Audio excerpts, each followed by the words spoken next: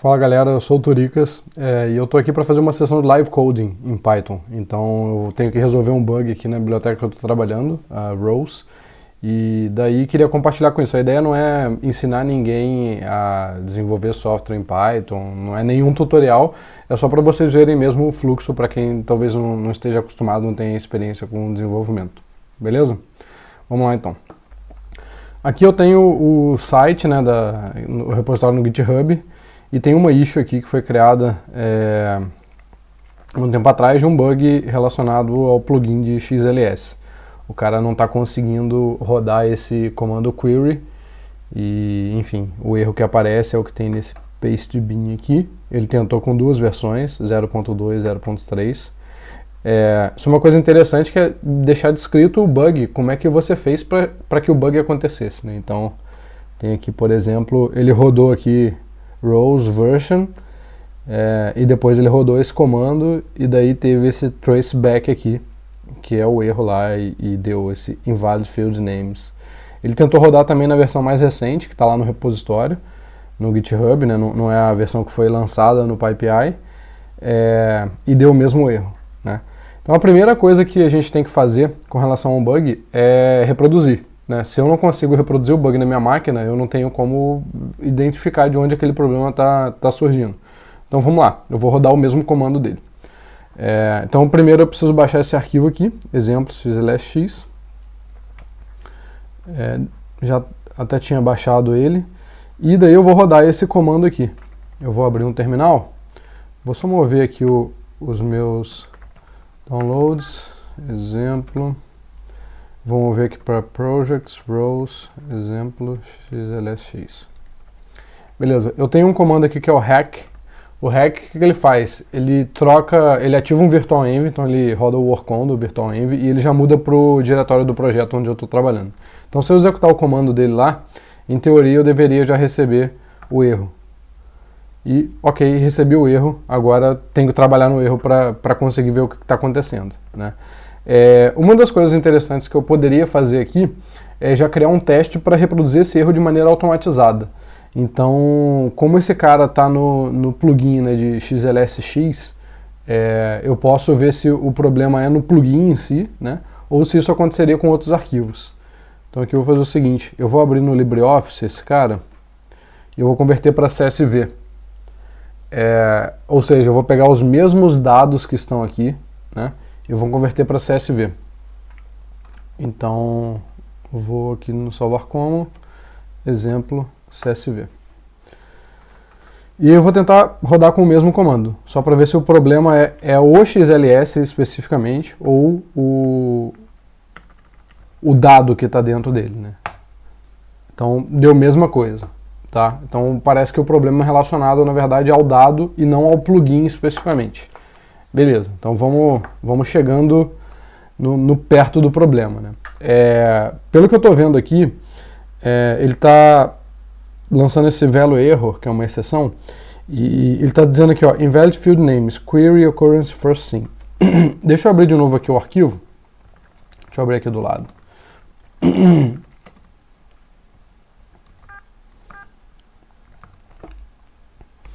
Então ele tem aqui várias linhas, né, em branco, esse arquivo, mas lá na primeira coluna, que é o header, tem total average max count, aí tem aqui um query occurrence first thing, que é justamente o que está dando problema, né? Repara que isso daqui é uma coluna só, tá? Como o CSV usa aspas, né?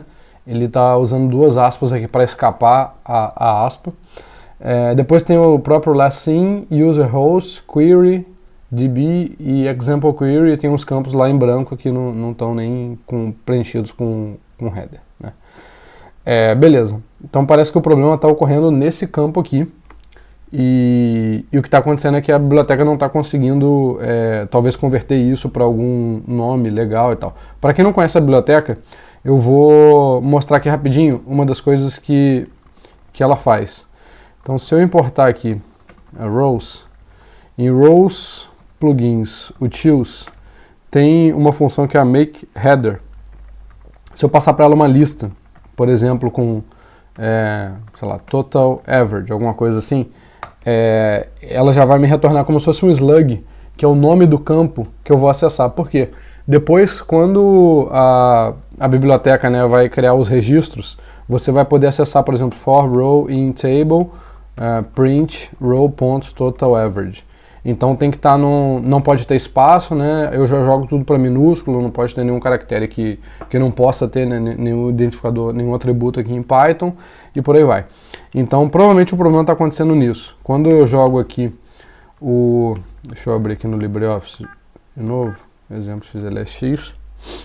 Então quando eu jogo essa string aqui ali dentro, olha só o que acontece. Ele está me retornando occurrence com 2 underscores first sim, tá? Isso aqui provavelmente é um bug. Por quê? Porque a função que faz o slug deveria tirar esse double aqui e deixar só um. Então vamos ver se o problema é esse. Voltando aqui ao traceback, então esse value error está dando nessa linha 140 aqui do utils. Eu vou abrir aqui. Eu uso o VI. Então ele está caindo nesse caso aqui, tá? Então o que acontece? Vamos tentar entender o que está acontecendo aqui. Esse prepare to export, essa aqui é uma função que ela faz? Quando você vai exportar uma tabela, né, do rows. O rows tem esse conceito de você importar, né, usando algum plugin, e exportar usando outro plugin. Então o que acontece? Quando você vai, por exemplo, rodar lá na command line rows query, qualquer coisa, o que ele faz? Ele importa aquele arquivo, né, no caso o CSX ou o CSV, para a memória, tá? Depois ele exporta para um banco SQLite em memória, e daí ele roda uma consulta nesse banco e depois exporta o resultado dessa consulta para TXT para poder mostrar na tela o resultado, tá? Então, deixa eu pegar um exemplo aqui para mostrar. Por exemplo, tem esse arquivo aqui, test data all field types CSV. Esse cara aqui, ó, tem várias colunas, né? E quando eu rodo, por exemplo, rows print, esse cara, o print, o que está fazendo? Eu vou diminuir aqui só para ficar claro que é uma tabela. Mas o print, o que ele está fazendo? Ele está importando esse CSV aqui em memória, depois exportando para TXT e ele joga no stdout, no standard output, tá? Então é bem simples o que ele faz na verdade, tá? Ele faz essa importação e exportação. Vamos rodar aqui o exemplo XLSX, só para ver, mesmo assim ele ainda não consegue, exemplo.xlsx. Então, mesmo assim ele não consegue fazer o negócio, tá? Provavelmente o que está acontecendo então é realmente na hora de exportar, porque como eu falei, essa função prepare table, ela está lá na parte de exportação, né? Se a gente for subindo aqui no traceback, a gente consegue ver que realmente, ó, a função prepare table foi chamada aqui, né, nessa plugins utils, e lá na rows plugins txt ele chamou lá a função serialized table, né, .next. Então essa serialized table é uma forma de você serializar a tabela, né, e aí ele chama justamente a função prepare table para preparar aquela tabela para poder ser serializada para jogar para um plugin, né, no caso aqui o plugin export to txt, né. Então realmente é no export que está acontecendo, o problema parece ser da própria biblioteca mesmo, não parece ser do plugin especificamente, né? Parece ser do core da biblioteca.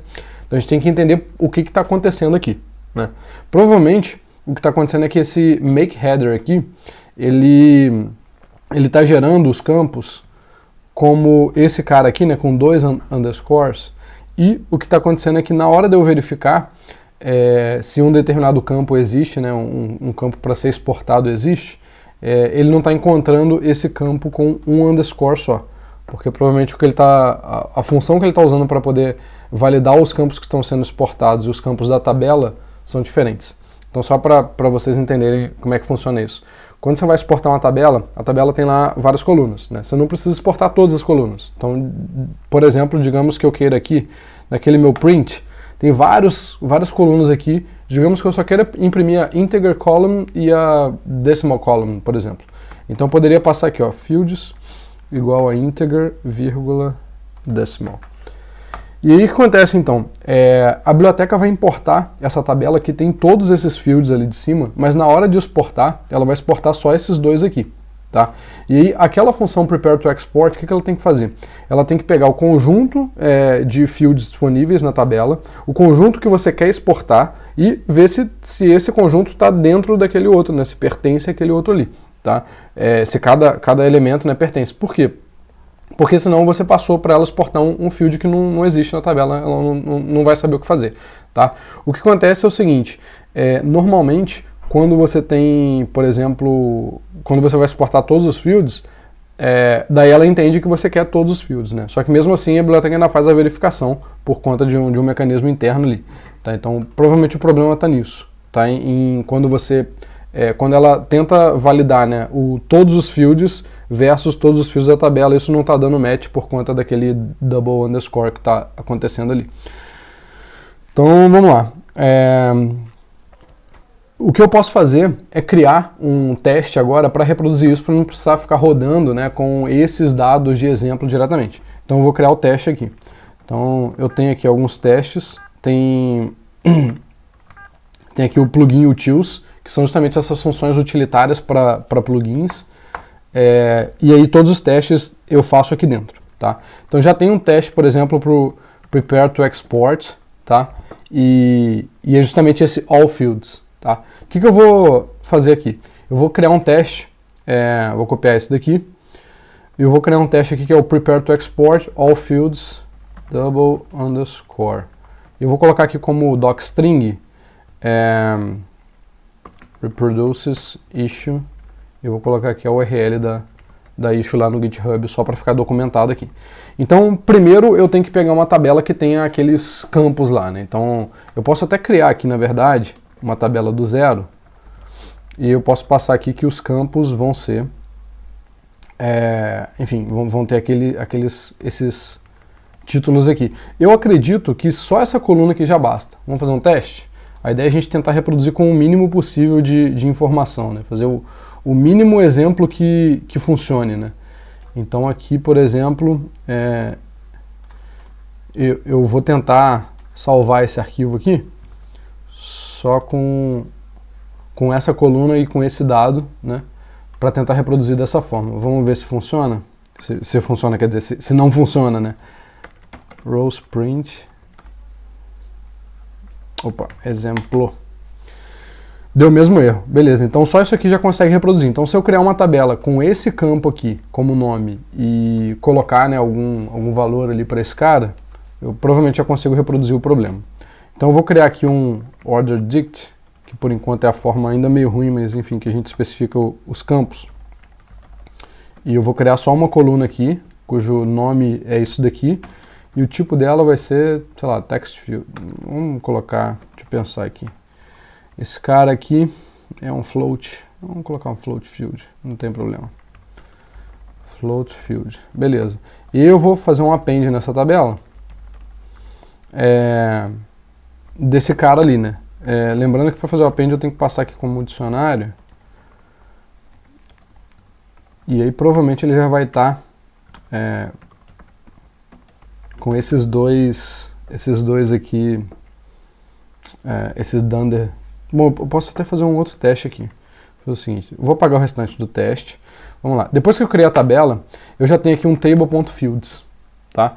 Então eu vou fazer o seguinte, eu vou importar aqui um debugger e vou mandar ele setar o trace aqui para mim, e quando esse teste então rodar, o que vai acontecer? O interpretador Python vai parar aqui e vai me devolver o shell. Dessa forma eu tenho como analisar esse table.fields, que justamente vai ter o nome dos campos. Então dessa forma eu tenho como saber se na hora que eu estou criando, por exemplo, essa tabela aqui, os campos, esse campo aqui já está com o nome correto, que ele deveria estar. Então vamos para cá, eu vou rodar agora aqui com Nose. Por enquanto, como a biblioteca só funciona no Python 3, eu estou rodando direto com Nose. Testes, plugin, utils. Vou rodar todos os testes. Tá, ele dá um value error lá. Type names and field names can only contain alphanumeric characters and underscores. Tá. Então, uma coisa que está acontecendo é o seguinte, na hora que eu crio uma table, o nome dos fields, quando eu passo o nome dos fields para aquela table, ela não está convertendo automaticamente, né? Então isso já é um problema. Na verdade, isso seria, na minha visão, um outro bug até, né? Em que eu deveria lá dentro do código da minha table, aqui dentro eu deveria conseguir trocar, né, esses fields para que eles tivessem um slug bonitinho, né? Então isso daqui provavelmente é um bug, eu já vou relatar esse bug aqui. Vou criar uma nova issue. Table.init is not creating slugs, por exemplo. Vou colocar aqui o label de bug. Esse é um bug relacionado a rows.table e tem a ver também com os plugins, porque está dentro do plugin utils lá a função que cria os slugs. Não sei se eu consigo terminar esse bug para essa milestone, para essa versão. Então ainda vou deixar o milestone aberto. Também não sei se eu que vou fazer isso. Então para reproduzir, vou colocar aqui, ops. E daí eu vou copiar esse código do teste aqui. Só lembrando de colocar aqui um import rows.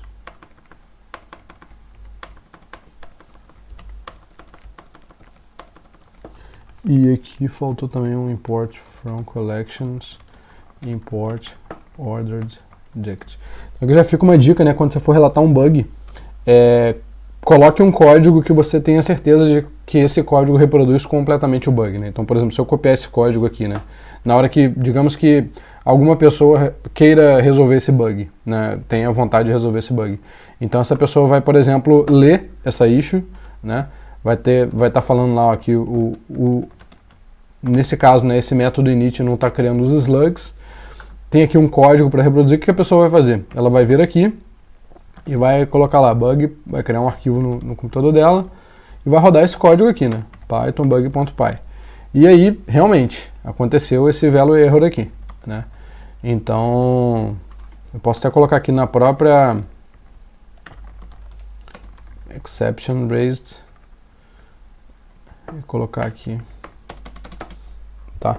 Então, a ideia de quando você estiver relatando um bug, fica a dica aí, é você colocar o mínimo de código ou de comandos, enfim, de informações possível que o cara que está corrigindo aquele bug consiga entender e reproduzir, né? Não adianta você falar que você está com um problema, mas o cara não sabe qual é o problema, certo? Então isso daqui já resolve esse problema desse bug, mas na verdade já relata o bug, né? Mas não resolve ainda o problema desse primeiro bug aqui. Eu acho que esse primeiro aqui dá para resolver de outra forma, tá? Porque justamente ele está usando a Command Line Interface, e na Command Line Interface tem algumas coisinhas que são diferentes. Então vamos lá. Eu vou então voltar aqui. Então eu já sei que por esse caminho eu não consigo ir, né? O que eu posso tentar fazer é o seguinte, eu posso ver uma outra abordagem. Vamos ver aqui de novo, se eu usar o print, como vai dar o mesmo problema, né? Porque o problema é justamente no export, por conta do field name. Eu já tenho esse cara aqui. Uma coisa que eu consigo fazer facilmente na Command Line Interface é alterar e colocar uns prints no meio do caminho, só para ver o que está acontecendo, tá? Então, por exemplo, nessa função print, deixa eu abrir aqui a rows/command line interface. Essa função print, ela tem aqui algumas partes. A primeira parte, ela vai importar a tabela, tá? Depois ela vai validar os campos que tem que ser exportados aqui. Esse código pode até ser refatorado, tá? Ela vai ver se eu quero ordenar, né, se tem algum order by e tal, e depois ela vai exportar aqui pro próximo, no caso para TXT, né, porque o print é para mostrar na tela, então ele sempre exporta para TXT. Beleza, então vamos fazer o seguinte aqui. Logo depois que eu importar a minha tabela, eu vou ter esse objeto table aqui, eu posso aqui colocar um simples print com table.fields. Tá? Por quê? Porque daí eu sei se depois que a tabela foi importada, se o nome do campo já está correto, está com 1 underscore, está com 2 underscore, porque o problema pode ser daí para cima, né, ou daí para baixo, dependendo do meu resultado. Então eu vou rodar aqui de novo, e daí ele já falou aqui, ó, order dict, query occurrence first thing, está com 2 underscores, tá? E realmente é um float field, ele detectou certinho, né? Então o que está acontecendo aqui? na hora de importar a tabela está sendo importada e aí o nome do campo que a rows está parseando lá, né, está criando o slug, está criando com 2 underscore, e provavelmente na hora de exportar, a biblioteca está rodando a função de slug de novo, não sei porquê, e está talvez verificando que o nome deveria ser com underscore só. Então provavelmente esse é o problema, tá? Então o que eu faria aqui como primeira coisa? Eu vou criar um teste para a função que cria o slug, para que isso daqui não aconteça mais, tá? Para que eu tenha certeza de que isso daqui realmente vai gerar com um underscore só.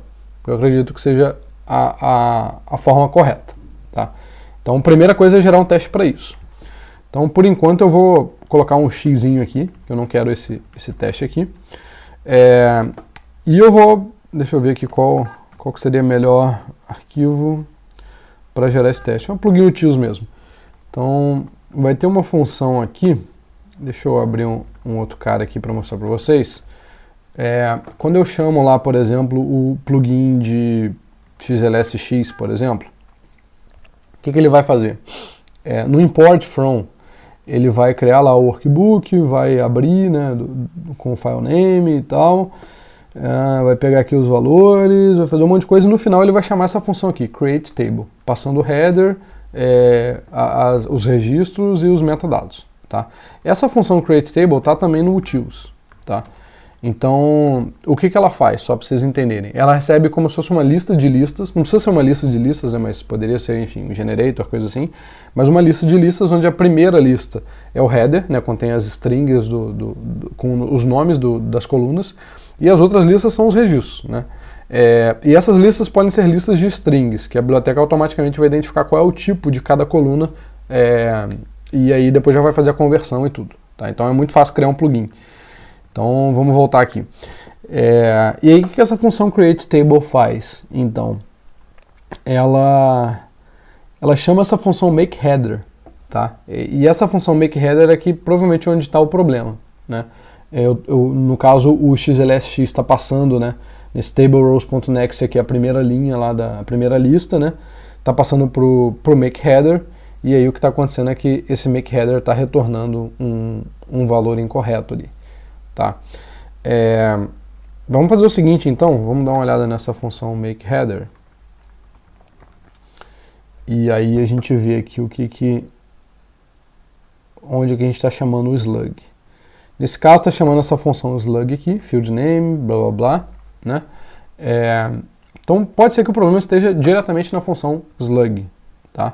Vamos fazer o seguinte, vamos rodar aqui o IPython, import rows.utils.slug, e aqui eu vou passar, por exemplo, teste 1, 2, 3, ele vai gerar lá o slug para mim, teste underscore 1, 2, 3. Beleza. Vamos passar aquele campo lá, deixa eu copiar ele aqui. Então, a função slug está retornando com 2, né, underscores. Beleza, então esse é um dos problemas, né? Então, já vi uma coisa. Então, a função slug está retornando com 2 underscores, mas aí por que na hora de exportar ele está com só um underscore? Provavelmente porque ele está rodando a função slug de novo. Então, vamos colocar aqui, ó, resultado é isso aqui, e agora eu vou rodar a slug de novo no results. E, putz, deu um resultado diferente, né? Então isso daqui é um problema, porque em teoria essa função slug, se ela retornou, né, alguma coisa que já é um slug, se eu passar essa coisa para ela de novo, ela deveria retornar a mesma coisa, né? Ela não deveria modificar o que ela já considera um slug, certo? Então tá errado essa função. Então uma das coisas que eu tenho que fazer é justamente fazer uma alteração nessa função. Então eu vou ter que criar um teste para essa função slug, mas por enquanto vamos deixar isso de lado para ver uma outra coisa. Por algum motivo, ele está rodando a função slug 2 vezes. Uma na hora de importar a tabela e o outro na hora de exportar a tabela de novo, né? Eu acho que isso talvez seja desnecessário, não sei por que ele está fazendo isso. Vamos tentar averiguar aqui por quê. Então, na hora que ele importa para XLSX, o que ele faz? Ele usa o plugin XLSX, né? Então, rows plugins XLSX, que tem esse import from blá blá blá, e vamos ver aqui, a única coisa que ele chama mesmo da biblioteca aqui é o create table, né? Então, beleza, o slug vai ser criado aqui. Agora, na hora de exportar, ele está usando o plugin txt. O plugin txt, o que ele faz? Lá na função de export, ele recebe uma table, né? Pode receber ou não um file name e tal. O que ele faz aqui? Ele chama essa função serialize, tá? A função serialize é que provavelmente está rodando o slug de novo. Então vamos ver aqui no plugin utils de novo, a função serialize, tá? Então a serialize não faz muita coisa, ela basicamente chama ela pega esse field types aqui, que é o table.fields e tal, e ela chama essa função prepared table para pegar os field names, tá? Então provavelmente o problema está na função prepared table, que é essa função ali que é prepare to export. Prepare to export. Tá. Então aqui o que está acontecendo? Olha só. Ela realmente roda o slug, mas por conta de um caso específico, que é justamente aquele caso que eu falei, né? Quando você só quer exportar alguns campos, você tem que fazer o slug de todos os campos, né? Então talvez dê para eu otimizar um pouquinho isso aqui, de forma que se você quer exportar todos os campos, você não precisa fazer o slug de novo em todos os campos, né? Então vamos ver aqui se dá para eu fazer isso. Se o export fields for known, export fields vai ser table.fields.keys, tá? E se não, aí sim eu coloco export fields como make header export fields. Acho que faltou esse else aqui. Deixa eu só ver aqui se eu posso fazer isso. Deixa eu ver a função makeHeader. A função makeHeader basicamente vai rodar o slug. Ela vai ver se tem algum campo que... Só para vocês entenderem, né? Então ela vai ver se tem, por exemplo, algum campo, algum field name, né? Que tenha, por exemplo, sei lá, que comece com um número. E como a gente não pode ter atributos começando com um número em Python, ela põe um field underscore e aí depois um número, né?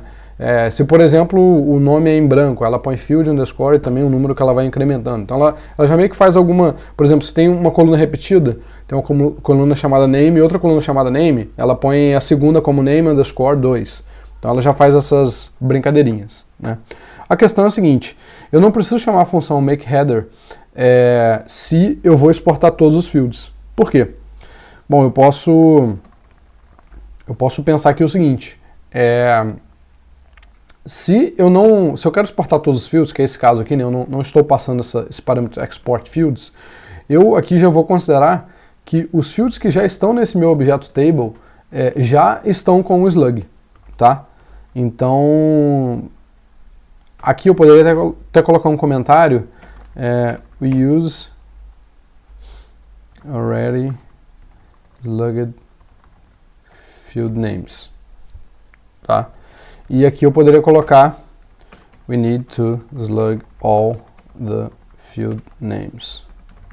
Então, como esse export fields pode ser uma lista, né, com nomes de campos que não estão já com o slug bonitinho, eu tenho que passar pelo slug.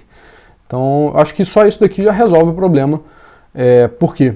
Porque se a prepare to export não chama mais o slug de novo, não vai ter aquele problema, né? O slug continua com problemas, né?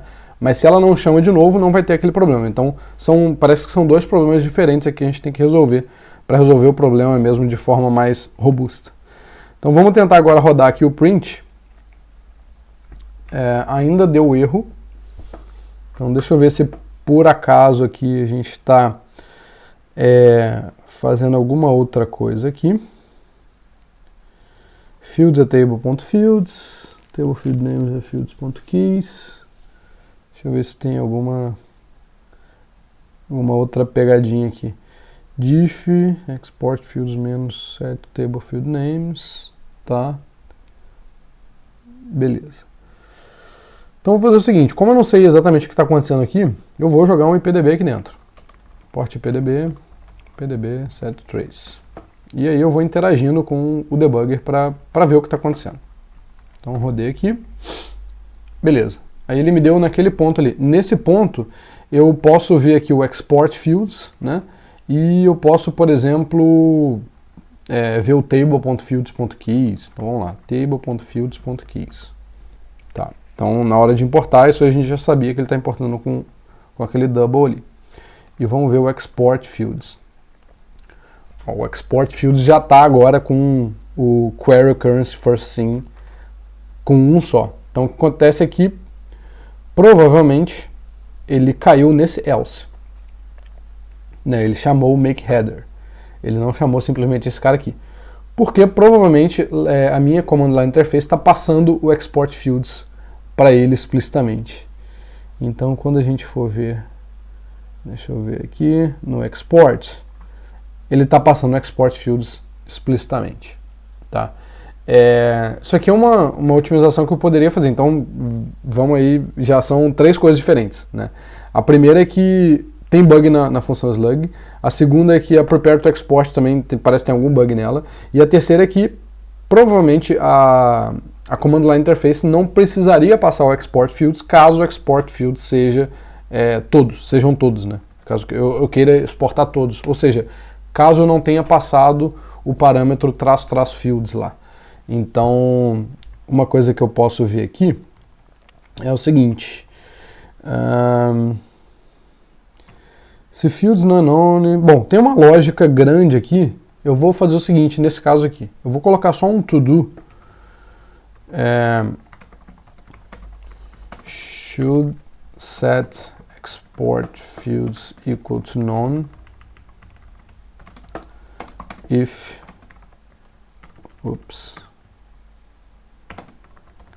fields and fields except are known. Então o que eu coloquei aqui? Coloquei um to-do para fazer depois, né, uma otimização, que é o seguinte: se por acaso o usuário não tiver passado esse -- fields e nem tiver passado o -- fields except, então o meu export fields pode ser none. Né? O meu export fields não precisa ser a lista de fields da parada. Né? Por quê? Porque justamente aqui, em algum momento, nesse caso aqui, provavelmente eu estou passando o slug de novo. Em algum momento eu devo estar chamando uma função que faz o slug de novo. É justamente na função export, né?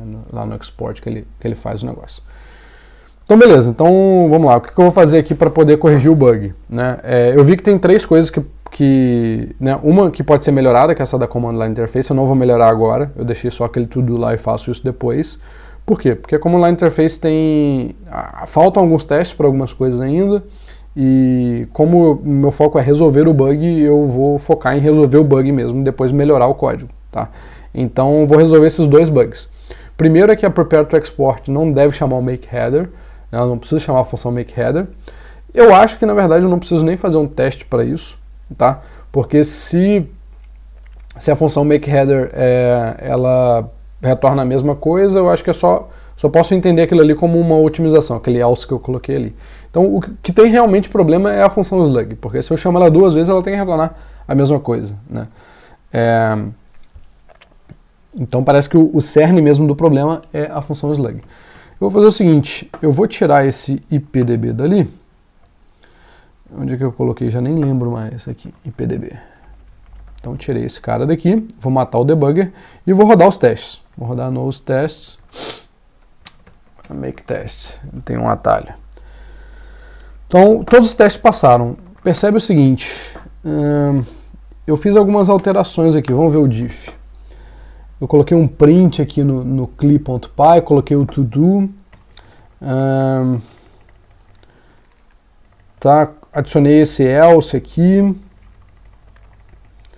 e coloquei aquele teste lá que não está muito bom. Então vou fazer o seguinte, esse teste eu vou deletar, porque já dá para ver que o bug é no slug e não no prepare diretamente. Né? Outra coisa que eu vou deletar das modificações que eu fiz aqui é esse print que tem lá na command line interface.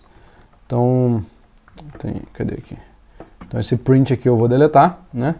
E quando eu for ver o diff de novo, eu vou estar só com essa alteração do utils, né?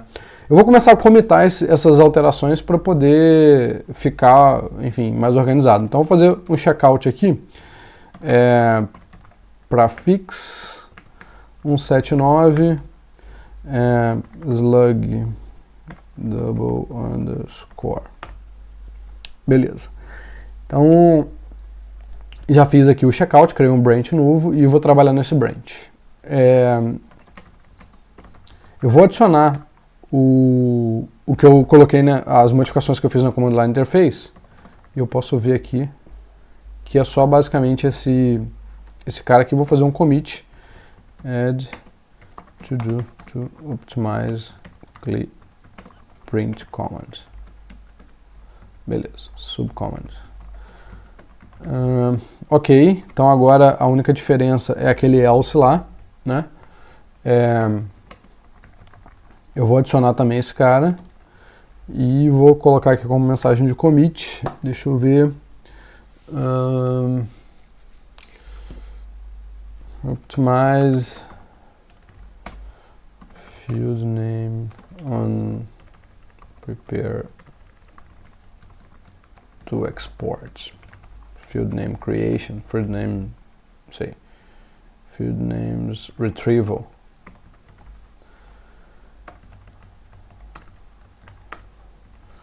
Beleza.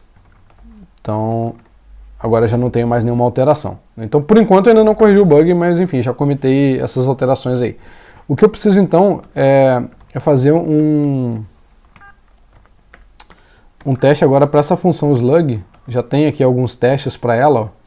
Então, na verdade, só tem três acertos aqui para ela. Tá? Então, eu vou criar aqui um outro teste slug double underscore. E aí, reported in. Aí eu vou colar aqui a URL da issue, só para saber de onde veio. E aí vou colocar aqui então um assert. Deixa eu copiar de novo, cadê o cara? Exemplo XLX. Então vou copiar esse cara aqui. Então o slug desse cara, o que eu espero é que seja, deixa eu colocar aqui, query occurrence first sim, tá? Então esse teste, se eu rodar aqui, testes utils, ele já vai falhar aqui, ele vai falar, ó, tem um underscore a mais aqui no que a função retornou. Beleza. Então agora é corrigir a minha função. Tem dois utils, tem os utils que são os utils dos plugins e os utils mais genéricos, que são utils que você talvez possa até usar no seu próprio projeto. Né? Os utils que estão dentro dos plugins é para que os plugins usem. Esse outro aqui são os mais genéricos. Então eu faço decode ali, tá? Faço um strip. Tá. Eu pego double separator. Deixa eu ver aqui. While double separator, blá blá blá. Normalize. Encode. Tá. Acho que talvez o problema aqui esteja que eu estou normalizando, fazendo esse normalize aqui do Unicode Data, depois de passar por esse while aqui em que eu tiro as duplicações. Então talvez o que eu possa fazer aqui é o seguinte, deixa eu ver aqui,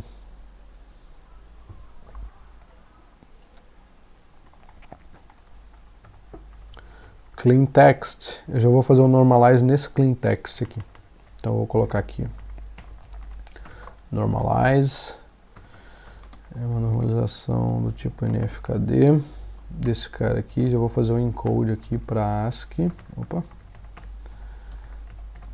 com ignore.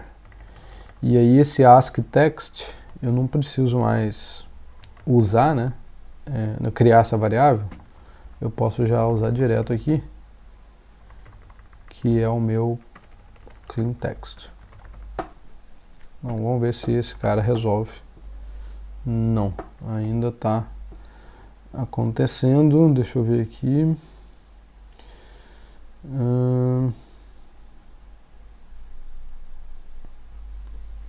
Então eu posso mudar toda a lógica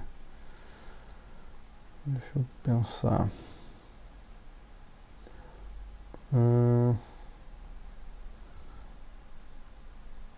Posso mudar isso aqui para cima também. Meu text, posso chamar aqui de clean ainda. Para cada caractere tal, replace, tal, beleza. Aí aqui eu vou chamar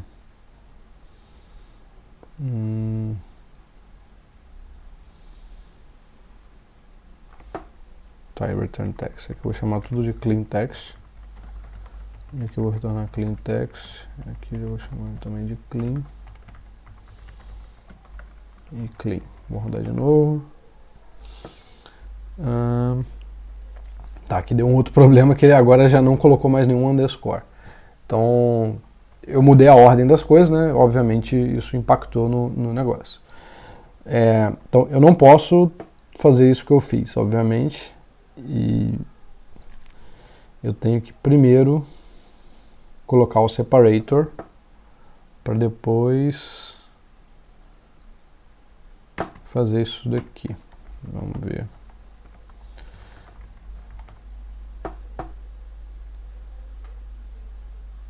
Tá. Agora falhou um outro teste, né? Aquele meu teste não falhou mais. Esse que foi reportado lá não passou, né? Mas um outro teste falhou, que é de tirar os underscores das bordas, né? Então, vamos ver aqui qual é o problema.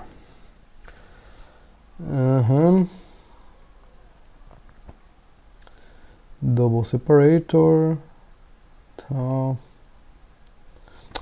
Aqui não é text, eu mudei tudo para clean text. Ups. Deixa eu só ver aqui se ainda tem alguma variável text. Eu estou usando aqui, ó.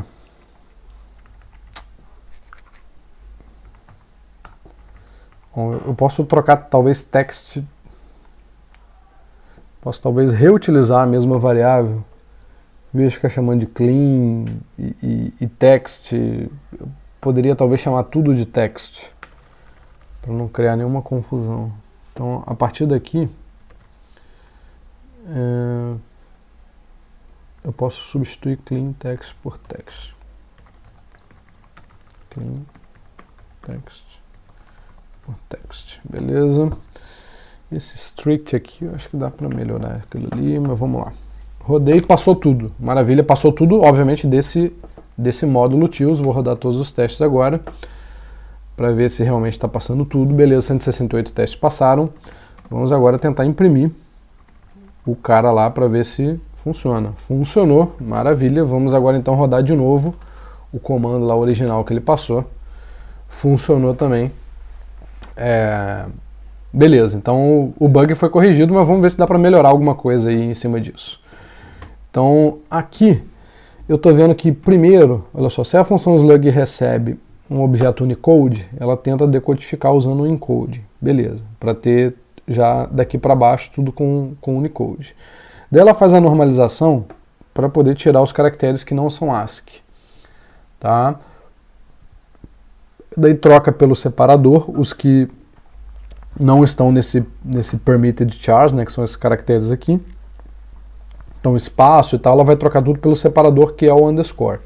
Então, para cada caractere ali, ele vai fazer o replace, né, esse cara aqui. Então, desculpa, para cada caractere nesse replace with separator, ok? Espaço, traço e underscore. Então, ele vai trocar pelo próprio underscore ali. Tá. Agora, aqui, ele faz realmente o filtro dos permitted chars. Então, nesse momento aqui, né, digamos que eu tenha, por exemplo, a string, digamos que eu passe essa string aqui, ó, Álvaro Justen, por exemplo, tá? Depois da normalização, ela vai aparecer assim, ó, Álvaro Justen. Por quê? Ele vai fazer essa desnormalização, na verdade, né, do A, então vão ficar como se fossem dois símbolos, o A e o acento. Na hora que eu mando encodar em ASCII e ignorar os que ele não conseguir encodar, ele não vai conseguir encodar o acento, porque isso não existe em ASCII. Então ele vai ter essa string aqui, Álvaro espaço Justen. Depois desse momento aqui, deixa eu eu colocar como um comentário só para... depois desse momento aqui, ele vai ter substituído o espaço por underscore, né? E digamos que eu vou colocar aqui 1%, só para ficar mais claro o exemplo, né? Então ele vai substituir por underscore, beleza. E depois, aqui ele vai filtrar os caracteres que não estão nesse permitted chars, né? Que são justamente essa lista de caracteres aqui. Como o porcento não está lá, no final das contas, o text vai ser Álvaro underscore Justin. Tá, então ele vai filtrar o porcento. Aí, no caso do double separator aqui, esse while aqui é justamente para, por exemplo, caso eu tivesse aqui 2 espaços, ele ia ter 2 aqui, 2 underscores aqui, 2 aqui. Aqui embaixo ele já ia fazer esse filtro. Então ele ia ficar assim, né? E nesse caso aqui, seria o caso de ter espaços no começo, né? Então, por exemplo, se eu tivesse aqui um espaço no começo e um espaço no final, aqui ele ia seguir com o espaço, aqui ele ia seguir com o underscore, aqui ele ia ter também o underscore, né? Aqui ele ainda ia ter o underscore, depois desse if aqui, ele não ia ter o primeiro, depois desse if aqui, ele não ia ter o último também, tá? E ele chegaria aqui com a string bonitona, seria aquilo ali que ele retornaria. Então, até para facilitar, né, esse exemplo aqui, eu posso colocar isso daqui como um teste também, porque esse cara aqui, eu tenho certeza de que ele testa todas as etapas, né, dessa minha função slug. Então, eu posso até colocar aqui, ó, acerta equal slug daquilo ali, tem que ser Álvaro underscore Justin, tá? Então isso daí já deixa bem claro todas as etapas que o slug faz. Os outros testes fazem só, por exemplo, esse teste aqui, ele remove, né, o permitted char aqui e tira põe um underscore aqui, né? Ele não faz tudo. Esse outro aqui também não faz tudo porque não pega o começo nem o fim. Então, enfim, até melhor para melhorar isso aí. Então, vou salvar aqui, vou rodar de novo todos os testes. Tá tudo passando direitinho, maravilha. Eu vou remover esses caras aqui. Na verdade, eu vou fazer o seguinte. Eu vou colocar aqui alguns comentários. Convert everything to Unicode. Agora,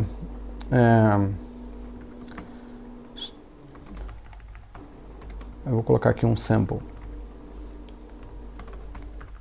Então, se eu tiver lá como bytes, né, Álvaro Justin % espaço, ele vai me retornar um Unicode.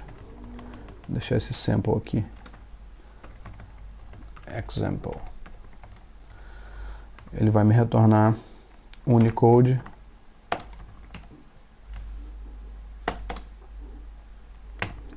Se o encoding estiver certo, né, nesse caso aqui. Beleza?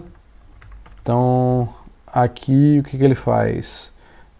Strip non-ASCII ASCII characters.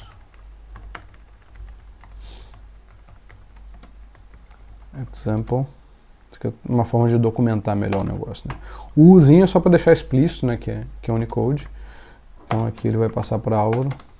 2 espaços justo 100%. Tá? Aqui replace spaces and other chars with separator. Então aqui example, eu vou ter aquele Álvaro Justin % e no final eu vou ter esse meu underscore Álvaro double underscore Justin %, tá, beleza. Deixa eu já copiar isso aqui.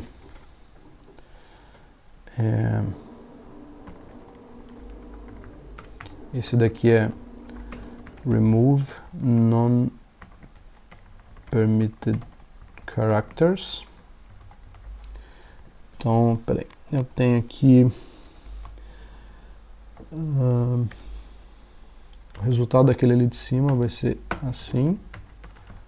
Álvaro, assim e assim, e aí eu vou remover, vai ficar assim, beleza. Remove double occurrences of separator.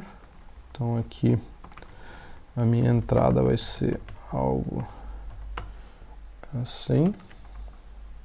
Ups, a entrada vai ser assim e a saída vai ser assim. Ok. E aqui, remove separator, strip separators. Aqui é no começo e no fim, então eu vou ter esse cara aqui e a saída vai ser algo assim. Beleza. Aqui eu acho que eu posso remover. Então a função ficou um pouco melhor documentada agora, né? O fluxo ficou mais explícito do que ela está fazendo. Os testes continuam rodando, né? Eu não fiz nenhuma alteração de código, só de comentário. E agora tem aqui um diff, vamos ver aqui o que eu alterei no total. Então só as alterações na função slug e o teste. Então eu vou adicionar aqui. Eu gosto de adicionar manualmente no Git.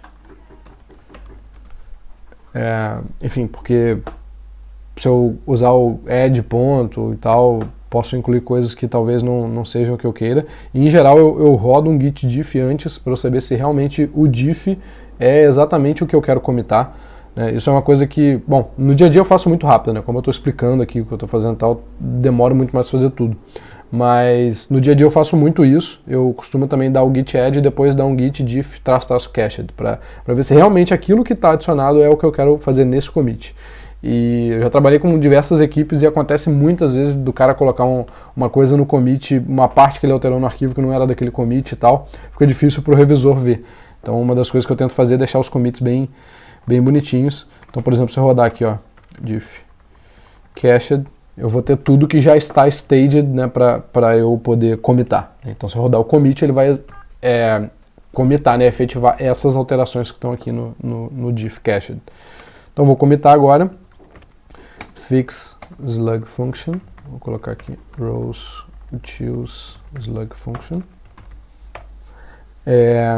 Eu vou alterar também agora o meu changelog da próxima versão, que é a...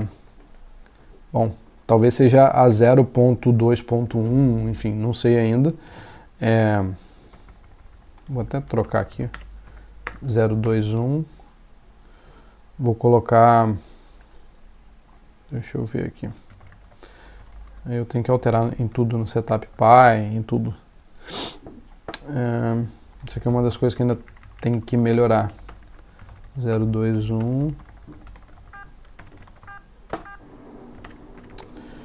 Rows init, aqui tem um version 0.2.1. Como a próxima versão eu estou usando o semantic versioning, né? Então, se entrar aqui em semver.org, você vai ver que tem lá uma nomenclatura, né, semântica para você trocar as versões. E como a próxima versão vai ser só bug fix, né, só vão ser correções de bug, eu altero só o minor, o último número, né, eu não altero o do meio porque eu não tenho nenhuma funcionalidade nova. Então, por isso que eu já troquei aqui para 0.2.1. E aí no diff aqui, enfim, é só alteração realmente de versão. Eu vou adicionar esses caras aqui, rows init e o setup. Change version, next version na verdade, né? Next version to. E agora sim eu vou colocar no changelog o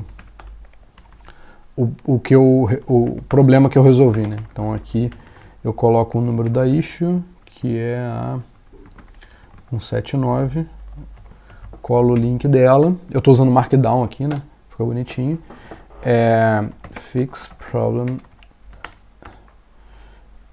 double quote problem on rows choose slug. O título aqui não é exatamente o título da issue, né? Porque a issue foi só uma forma, na verdade, de ficar explícito que tem esse bug na função slug, né? O bug que eu corrigi é o bug mesmo da parada. Então, enfim, isso daí. Então tem a diferença lá. Vou adicionar aqui, git add changelog, update changelog. No meu caso, eu não tô... Eu já estou aqui então com o meu branch pronto, né? Como eu sou mantenedor do projeto e não tem ninguém atualmente para revisar o código e tá tudo passando e tal, bonitinho, eu mesmo vou fazer o merge. Em geral isso não é esperado, né? Como ainda tem poucas pessoas contribuindo com o desenvolvimento do projeto, não tem como eu contar agora com ninguém para fazer revisão, né? Então eu vou fazer o seguinte, eu vou fazer um checkout aqui no develop e vou fazer um merge nesse cara aqui. Vou colocar aqui fix 179, que o GitHub já entende que é para quando eu fizer o push desse commit aqui, né, que é o commit de merge, ele já vai fechar automaticamente aquela issue lá. Depois do merge, vou só rodar os testes para ter certeza de que nada está falhando. A gente ainda não tem um CI pronto para isso aqui. Então vou fazer um push para o develop. Vou colocar a senha para desbloquear minha chave SSH.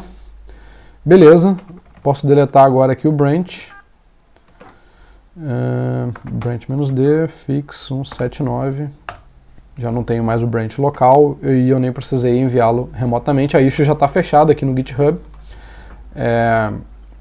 E, enfim, se eu rodar lá rows print, por exemplo, né, exemplos de LX, ou rodar lá o query no que ele passou, vou até rodar aqui no arquivo original dele, só para ter certeza de que está tudo ótimo, perfeito.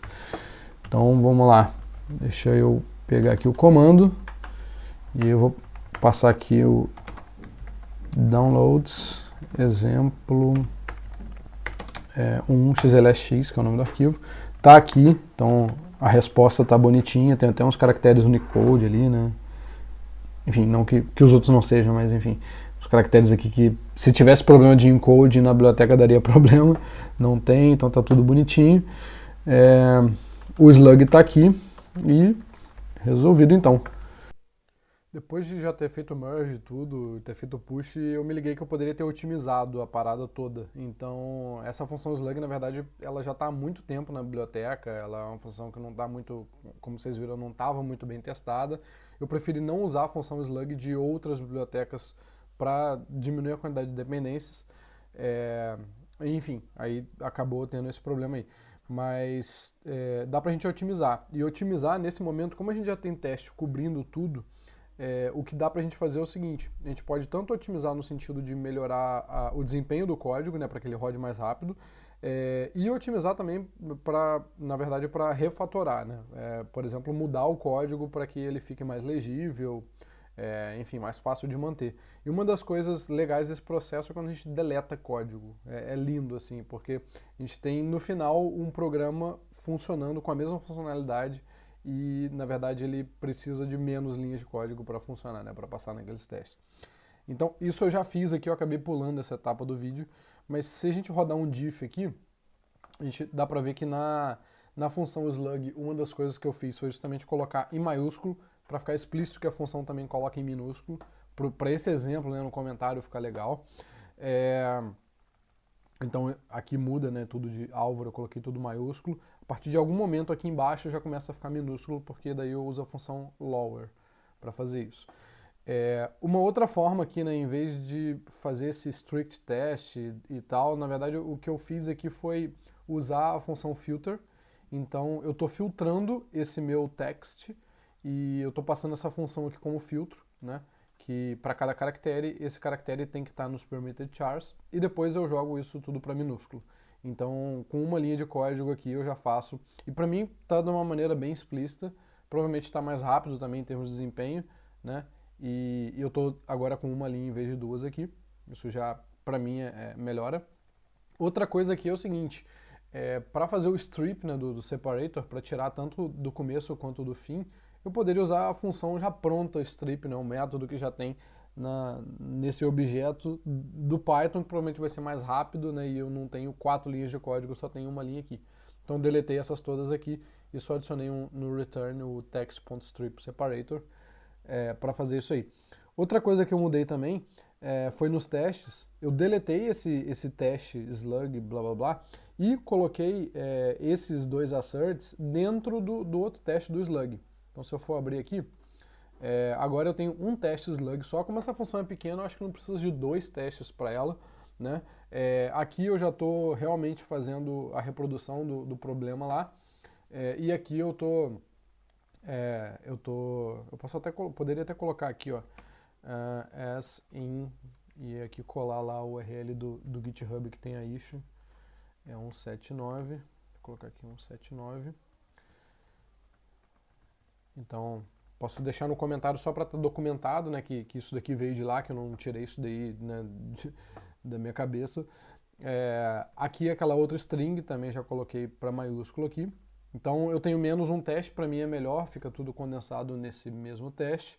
Como a função é pequena, eu acho que não tem problema. E essas são então as otimizações. Essa daqui é a função slug final, né, então ela está muito bem comentada agora e tudo.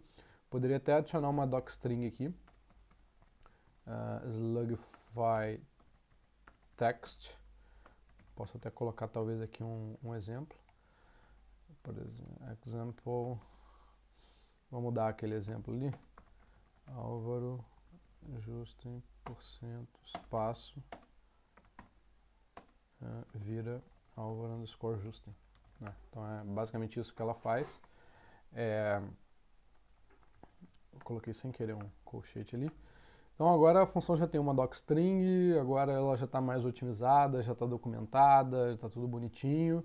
Fiz a otimização, tem um monte de diferença no meu código, eu tenho que rodar os testes de novo para ter certeza que está tudo funcionando. Então rodei, passou tudo, né? Agora tenho 167 testes, tem um teste a menos, porque eu deletei aquele outro, juntei, mas não tem problema. Então no meu diff vai estar lá o rows utils e o testes utils. Eu vou adicionar esses caras e eu vou comitar. Eu vou comitar direto no develop, né? Como sou eu só que estou mantendo esse projeto e tem poucas contribuições ainda, não faz sentido eu criar um outro branch e tal. Então eu vou comitar direto no develop e mandar para lá, pro GitHub, apesar de eu tentar seguir, né, o Git flow e tal, mas enfim. Optimize function rows utils slug. Opa.